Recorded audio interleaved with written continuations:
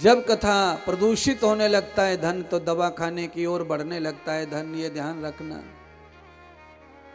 नशाखोरी, दवाखोरी, ये दोनों नाश खेत है महाराज।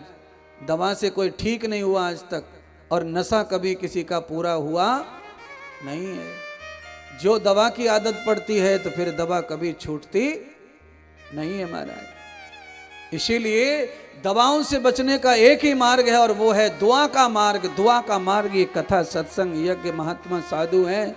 यहाँ से जब परम दुआएं मिलती हैं महाराज, कितना सुनाते महात्मा, कितना सुनाते, जिसका कल्पना भी नहीं है, ऐसी ऐसी बातें सुनाते। भगवान श्री कृष्ण ने कह दिया, चाचा बाबा को जाके कह दो इंद्र अभिमानी देवता है, उसकी पूजा नहीं हुई इसलिए उसने पानी नहीं दिया दुनिया को। ऐसे देवता की पूजा मैं नहीं करूंगा, मैं इंद्र का अभिमान तोड़ना चाहता हूं। तो कहा पूजा नहीं करोगे तो कैसे आस्तिक बनोगे बेटा, ये तो गलत है। तो कहा चाचा इस बार हम अपनी मर्जी की पूजा चाहते हैं। उपनंद जी ने कहा बताओ। तो कहा अकाल में जिसने हमारी गैया और हमें धन दिया वो गोवर्धन पर्वत है, और जो अकाल में अन्न देता है वही सच्चा भगवान है, बाकी सब नकली है संसार में। आपत्ति में जो संग आ जाए वही सच्चा देवता है, सच्चा देवता है, सच्चा देवता है। नंद जी ने बात सुनी, कहा बच्चों की जो इच्छा है वही हम करेंगे, वही देवता पूजेंगे, वही भगवान पूजेंगे। क्या क्या चाहिए? तो कहा बाबा दूध दही शहद चाहिए, और एक सोने का मुकुट हीरा जड़ित चाहिए, गोवर्धन को अर्पण करना है मुझे।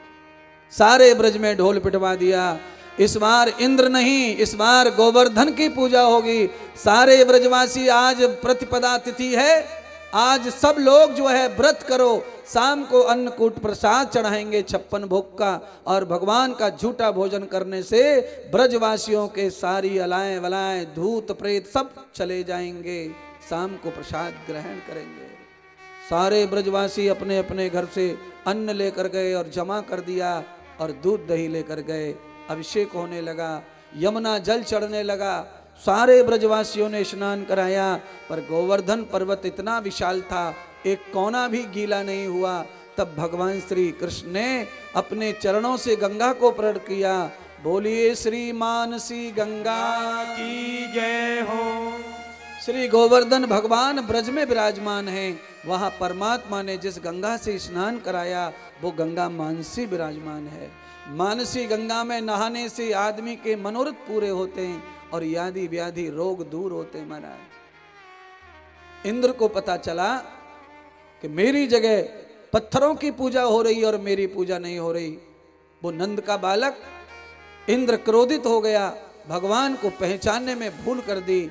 इंद्र ने बादल फाड़ दिए ब्रज के ऊपर, ब्रज डूब गया। सारे ब्रजवासी कृष्ण के पास आए, कृष्ण तेरी वजह से ही विपत्ति आई है, अगर तू इंद्र की पूजा ना रोकता तो इंद्र ये बादल ना फाड़ता। अब तुम अपने इस पर्वतराज से कहो कि हमारी रक्षा करे। मैं आपको बताना चाहता हूं बंधुओं, भगवान श्री कृष्ण ने गिरिराज जी को कहा कि इस बाढ़ को रोक दो और ब्रज की रक्षा कर दो, तुम ब्रज के देवता बन जाओगे और मैं भी तुम्हारी स्वयं पूजा करूंगा। श्री गिरिराज पर्वत ने कहा परमात्मा तुम्हारी दृष्टि के बगैर ये पत्थर कुछ नहीं कर सकता, आप ही कृपा लीला करो। तो भगवान ने सारे ब्रजवासियों के साथ श्री गोवर्धन पर्वत को स्पर्श किया। आप जानते हैं छोटी सी उंगली लगी हुई है भगवान की। कमल के फूल की तरह श्री गिरिराज धरण खड़े हो गए ठाकुर जी की ब्रज की रक्षा करने के लिए। इंद्र का अभिमान टूट गया। इंद्र ने चरण पकड़ लिए परमात्मा के, मुझसे गलती हो गई प्रभु, ब्रह्मा जी ने मुझे सब बता दिया है कि आप नंद के लाला नहीं हैं, आप तो ग्वाला लीला करने आए हैं, ब्रज और गायों की रक्षा करने आए। परमात्मा मुझे माफ करो। परमात्मा ने कहा पहला दोष है इसलिए तुम्हें माफ करते हैं, और माफी भी तब मिलेगी कि समुद्र के खारे पानी को मीठा करके बिना वजह बिना मांगे ही दुनिया की धरती को प्याऊ लगाकर प्याओ।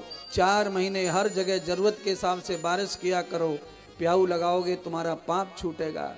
इसीलिए मीठा पानी प्याऊ के रूप में रोड पर चौराहे पर रखकर पिलाने से आदमी की गौ हत्या का पाप छूटता है। इसीलिए हमें प्याऊ भी गर्मियों में लगा देनी चाहिए।